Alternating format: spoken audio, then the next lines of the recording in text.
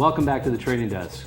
Today we're going to do an interview with a new local business that's starting up with one of the founders. I'm here with Andy Gerlicher of Crown Point National Bank in organization. That's correct.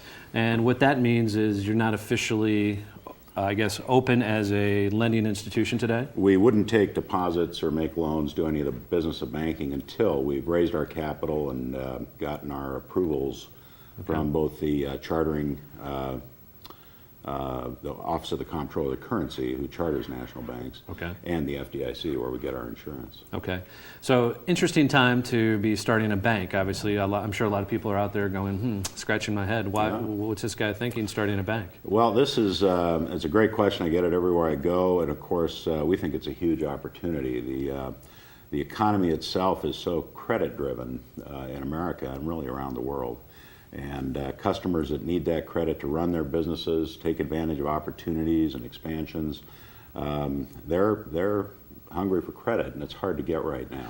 So that being said, I agree. Credit is very tight. The banks that are in existence, are you coming in and trying to take market share from Cascade, from Umpqua, from Bank of America, from Wells Fargo, on and on and on? There's a ton of banks here in town. There are, and you know, the world doesn't really need a lot more banks or places to cash a check, but as a community bank, which is our whole proposition, it represents having local decision makers, bankers in the market, dealing with customers face-to-face and meeting their needs, understanding their situation, the community that we're all part of, and helping that grow.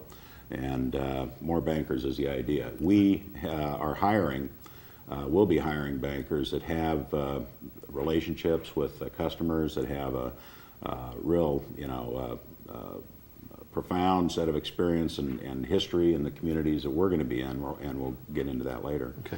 And so what gets you to the open point? What gets Crown Point open? When do you open your doors, and how does that happen? We have to raise our capital. Okay. And we're underway right now towards our minimum of $30 million, which is 3 million shares of common. Our maximum in our prospectus and our filed application is 40 million. Okay. But we can close that offering anytime we reach our minimum and get right out to getting our pre-opening exam and opening our doors. Now is a good time. We wish we were on the street right now. Sure. And would you say who's going to be your customer? Who's your focus? Small to mid-sized businesses. Okay. That's what drives the business plan that we've put in place. We define that's anything really from 1 million in annual sales up to maybe 250 million. With a $30 million capital base, we can serve those businesses' needs quite well. Our sweet spot would be in the 5 to 50 million range. And so I would assume then some of your initial investors are probably going to be those same customers that hopefully will bank with you for the long term and build those long-term relationships. That's exactly right. It's amazing what we can do with and for each other. Mm-hmm. Our bank with those customers and those customers with us. So you're going to go out, get this outside money. You're not going to use any governmental Tarp money. No, we're not eligible for that. You know what a Tarp is used for, don't you? What's a Tarp used for? To cover things? A pile of. Okay. Yeah. All right. So that's my opinion of the Tarp. Yeah. Well, there's some banks that really will be applying for that already. Many of them already have. I think the deadline's probably run on most of those filings. Right. And there's some local banks, I know we've read in the paper at least, that they're filing for some of that. Cascade's filing for some of that. Yeah. I mean, when you see some of these banks and what they've gone through over the last few years, Cascade's trading in the $5 range, are you scared? Do you have fear?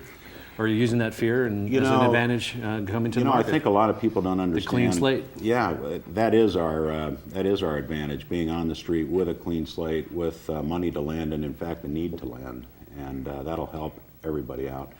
But there's a lot of misunderstanding about what the root of these problems is, and it's departing from basic underwriting fundamentals, and even the many trillions of dollars of mess that's out there around the world is based in the same thing. Subprime lending turned into a toxic virus that just literally took down some of the greatest companies ever. Right. No, I agree. We stick to our writing, our strong underwriting fundamentals. So you're going to go back to doing business the way banks used to, have some assets and have some future. Skin in the game. And skin in the game. I like that. Yeah, that's the deal.